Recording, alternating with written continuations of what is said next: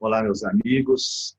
Estamos chegando já nos nossos últimos encontros nessa proposta de examinar com vocês aspectos relacionados à ética espírita, o certo e o errado nas relações humanas. Hoje, a nossa proposta é conversarmos a respeito do processo de auto-melhoramento. Nós examinamos com vocês as imperfeições, que tem como base o egoísmo. Nós examinamos as virtudes, que tem como base a caridade na sua visão mais ampla, como ágape, como expressão do amor sublime. E hoje nós vamos examinar o processo de educação moral, ou seja, do autoaprimoramento. O que nós devemos fazer para reduzir o valor do interesse pessoal, que é o egoísmo, de onde manifestam-se todos os defeitos humanos, e como expandir as virtudes, manifestada pela caridade.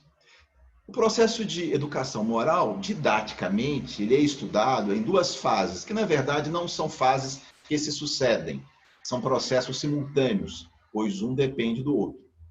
A questão do autoconhecimento e do autocontrole.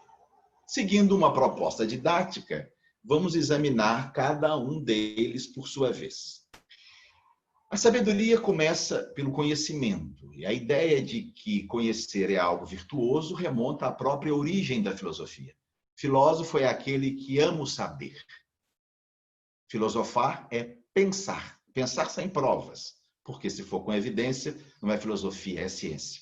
E a proposta da filosofia é exatamente o conhecimento, o esclarecimento, adquirir novos recursos que possam enriquecer a nossa vida a partir da expansão das informações e de tudo que se relaciona ao conhecimento da vida e de nós mesmos. Nós vamos ver que Allan Kardec vai colocar nesse item 740 do Livro dos Espíritos que à medida que os homens se esclarecem sobre as coisas espirituais, passam a dar menos valor às coisas materiais.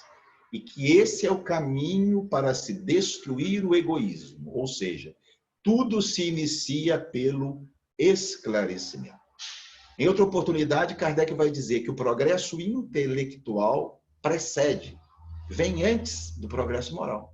Porque dá ao homem recursos para diferenciar o certo do errado, o bem do mal e agir de forma mais adequada.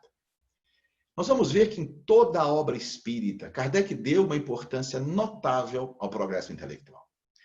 Sempre que Kardec se referia ao desenvolvimento do espírito, ele usava a expressão progresso, intelecto, moral. Com o espiritismo nós aprendemos, não basta sermos pessoas boas.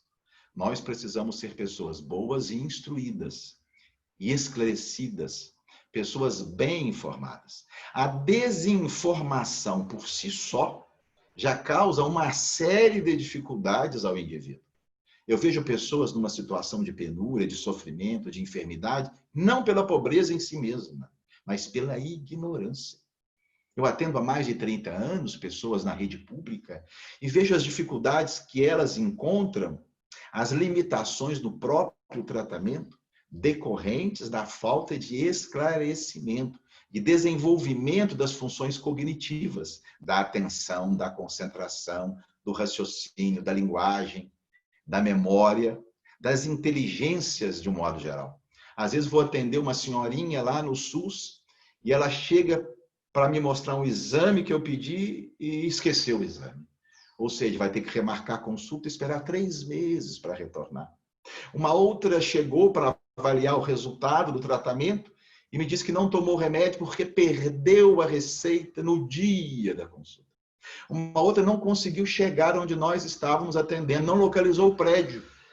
Tinha que ir em direção a Manuel Honório, foi em direção a Bom Pastor. Mas independente das dificuldades que a ignorância traz, o atraso intelectual é fator que predispõe ao atraso moral. Steven Pinker, um neurocientista de Harvard, numa obra de mais de 1000 páginas, Os Anjos Bons da Nossa Natureza, examina a história da violência durante todo o grande período da humanidade. E Pinker verifica que há alguns momentos na história da humanidade em que a criminalidade e a violência diminuem. Um desses períodos coincide com o século XV, com a invenção da prensa, século XVI, XVII e XVIII, com a popularização dos livros e o hábito das leituras. Os povos mais esclarecidos são menos violentos. Não apenas menos violentos, os povos mais esclarecidos são mais ricos, mais saudáveis, têm uma maior expectativa de vida e há menores taxas de criminalidade. Pinker vai dizer: ler é uma estratégia da mente para promover mudanças. Quando nós temos no nosso pensamento o pensamento de outros, através da leitura, nós expandimos a nossa capacidade de compreender as coisas, de entender a vida. Quando nós temos nas nossas emoções as emoções dos personagens, do autor, nós nos enriquecemos com toda aquela vida mental. Nós expandimos a nossa capacidade de amar. Um filósofo norte-americano de nome James Flynn resolveu estudar o comportamento do QI, coeficiente de inteligência, em 20 países do mundo, durante grande parte do século XX. O QI é um teste que tem valor para avaliar duas habilidades, a linguística e a lógico-matemática, que são habilidades importantes nos testes, nos exames. Não necessariamente no sucesso da vida, mas nas provas e nos concursos são fundamentais. Pois o que é que o professor Flynn observou? A cada 10 anos, nesses 20 países examinados, o QI aumentou, em média, 3 pontos. Ou seja, se nós pegarmos um indivíduo do início do século XX e o colocássemos hoje a fazer um teste de coeficiente de inteligência, daria em torno de 70, enquanto que a média é 100. 70 já é limítrofe da deficiência intelectual. O aumento do QI se deve, obviamente, aos avanços tecnológicos, o hábito do raciocínio, ao trazer a ciência para a nossa vida, o desenvolvimento do pensamento racional em contraposição ao pensamento mágico, os estímulos externos, tudo isso fez com que nós nos tornássemos pessoas mais inteligentes. Mas o mais importante não é isso. O efeito Flynn mostra que, na medida em que o QI aumentava, as taxas de violência e criminalidade reduziam, comprovando o princípio de Allan Kardec, de que o progresso intelectual precede o moral, de que à medida que os homens se esclarecem, passam a dar menos valor à matéria e estão trabalhando para destruir o egoísmo. Mas há um tipo particular de conhecimento, que é o autoconhecimento. É fundamental nós conhecermos tudo o que se passa fora de nós, examinarmos as virtudes, entendermos como agem as pessoas virtuosas. Isso nos enriquece, nos dá recurso para sermos pessoas melhores. Mas há um tipo de conhecimento que é particularmente importante, que é o conhecimento de nossa realidade, das nossas dificuldades, das nossas facilidades, das nossas fragilidades, das potencialidades ainda não desenvolvidas, do que nós já somos capazes, do que nós ainda não somos capazes e das nossas imperfeições. Segundo a psicologia social, existem alguns processos através dos quais nós podemos buscar o autoconhecimento. Primeiro, a percepção de nosso comportamento, das nossas emoções e sensações. Estudarmos, dentro da nossa realidade íntima, com os nossos recursos mentais, as nossas reações, as emoções que surgem em nosso mundo íntimo, diante das diferentes ocorrências da vida. Por que eu reagi explosivamente nessa situação? Por que tal fato me deixou irritado? Por que esse acontecimento fez botar em mim uma emoção de medo ou um sentimento de angústia? Tentando identificar as coisas que se passam em nosso mundo íntimo, como nós agimos, como nós reagimos, nós podemos tentar entender a imperfeição que o move. Ora, se eu fico irritado porque tenho que esperar alguém que se atrasou, isso mostra a presença em mim de impaciência. Se eu tenho dificuldade de lidar com alguém que pensa de maneira diferente que a minha, isso testa a presença da intolerância. Se eu me sinto com certo mal-estar com a vitória de uma pessoa querida, e em vez de elogiá-lo como deveria, eu nada falo, mostra a presença da inveja. Se sofro demasiado quando o meu parceiro conversa amigavelmente com uma ou outra pessoa, isso é o ciúme. Então, examinando as nossas reações, nós podemos identificar o que somos. Segundo, processo de comparação social, observando como as pessoas agem. É uma forma de aprender, porque muitas vezes as pessoas agem em situações que nos incomodam. E se nós examinarmos atentamente, nós vamos verificar que nós possuímos ou já possuímos esse tipo de problema. Alguém perguntou certa feita ao filósofo Tales, um pré-socrático, como nós deveríamos agir para acertarmos sempre. E Tales disse assim: jamais fazendo aquilo que criticamos no outro.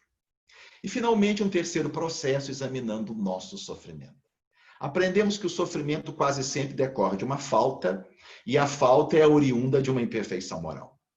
Examinando as situações de dor em que estamos inseridos, tentando entender por que estamos nessa situação, o que nos levou a isso, onde nós falhamos, onde nós nos omitimos, nós podemos chegar ao âmago do problema, que são os nossos defeitos. Mas o autoconhecimento, ele se apresenta com algumas dificuldades. Poucas vezes nós examinamos essas dificuldades. Nós nos referimos ao autoconhecimento como se fosse uma coisa simples, vulgar, natural. Não é. É um processo de extrema complexidade. Os problemas inerentes ao autoconhecimento, primeiro, o autoconhecimento exige um amadurecimento e alto grau de lucidez do indivíduo. Não é simples interpretarmos o que se passa em nosso mundo íntimo e tentarmos relacionar um defeito com uma reação, uma imperfeição com dado comportamento ou com dada emoção. Existe desenvolvimento cognitivo, amadurecimento espiritual, para que a gente esteja apto a fazer esse exercício de autoanálise. Segundo, o autoconhecimento exige humildade e desejo sincero de ser melhor. Se eu não estou aberto para identificar o que é ruim que existe em mim, jamais vou identificá-lo. Muitos avarentos não se acham avarentos, acham-se apenas prevenidos. Quantos orgulhosos não admitem em sua manifestação o orgulho, dizem não, isso é autenticidade, isso é dignidade. Então, sem uma dose de amadurecimento espiritual e uma cota de humildade, jamais vamos identificar o nosso mundo íntimo. E o autoconhecimento também exige que a gente aprenda a ligar adequadamente com os mecanismos psicológicos de defesa da nossa personalidade. Porque tem uma coisa que nós prezamos muito, a autoestima. E quando nós reconhecemos defeitos, nossa autoestima vai lá embaixo. Isso não pode acontecer. Nós temos que nos manter fiéis à nossa personalidade, elevando o conceito que temos de nós mesmos, apesar de possuir os defeitos. Nós não somos os nossos defeitos, nós somos muito mais do que isso. Identificá-los é uma forma de nos amarmos, porque nós encontramos elementos, damos o primeiro passo para avançar em direção daquilo que nós queremos, sermos pessoas melhores. Como pessoas melhores, teremos uma visão melhor de nós e a nossa autoestima, naturalmente, vai se elevar. O autoconhecimento é um passo importante no processo de educação moral. Mas ele, por si só, pode pouco. Nós precisamos avançar. O autoconhecimento é apenas o primeiro passo. Nos mostra o problema. Mas se nós não nos dispusermos a enfrentar o problema, não sairemos do lugar. Por isso, Emmanuel vai dizer que os últimos 10 passos são sempre os mais difíceis. Porque é lá na frente que nós vamos ter que enfrentar os problemas cruciais, tomar as decisões corajosas. O autocontrole implica nessa disciplina pessoal. E sem ela, nós não saímos do lugar. Todo fumante sabe que fumar faz mal. Conhece o problema, mas continua fumando. Os dependentes químicos sabem o quanto o seu vício faz mal para as pessoas que mais o amam.